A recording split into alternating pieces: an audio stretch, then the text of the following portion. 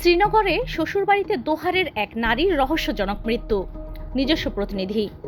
মুন্সিগঞ্জ জেলার শ্রীনগর উপজেলার কয়কীর্তন এলাকায় সমাপ্তি নামে এক গৃহবধূর রহস্যজনক মৃত্যু ঘিরে ব্যাপক চাঞ্চল্যের সৃষ্টি হয়েছে।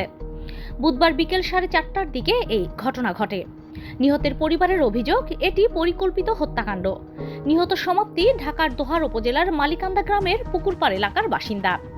নিহতের পারিবারিক সূত্রে জানা যায়, দীর্ঘদিন প্রেমের সম্পর্কের পর 6 মাস আগে পরিবারের অমতে শ্রীনগরের কয়কীর্তন এলাকার শাহিন হোসেনের ছেলে সোহানের সাথে সমাপ্তির বিয়ে হয়। বিয়ের পর মেয়ের পরিবার সম্পর্কটি মেনে না নিলেও ফোনে যোগাযোগ ছিল। তবে কিছুদিন পর স্বামী ও তার পরিবারের সদস্যরা সমাপ্তির ব্যবহৃত মোবাইল ফোন কেড়ে নেয় এবং তার সিম কার্ডটি ভেঙে ফেলে। এতে করে সমাপ্তি দীর্ঘ সময় পরিবারের সঙ্গে যোগাযোগ বিচ্ছিন্ন হয়ে পড়েন।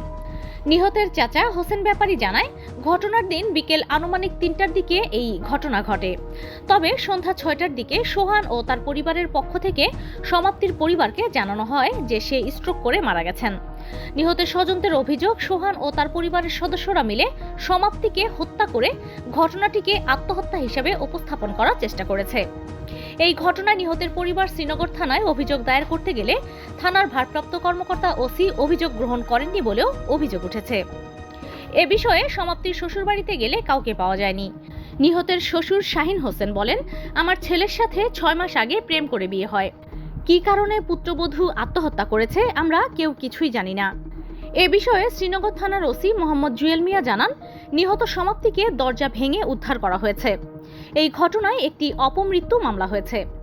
ময়নাতদন্তের রিপোর্ট পেলে যদি হত্যার আলামত পাওয়া যায়, পরবর্তী আইনগত ব্যবস্থা নেওয়া হবে এবং নিহতের পরিবারকে আইনগত সহায়তা দেওয়া হবে।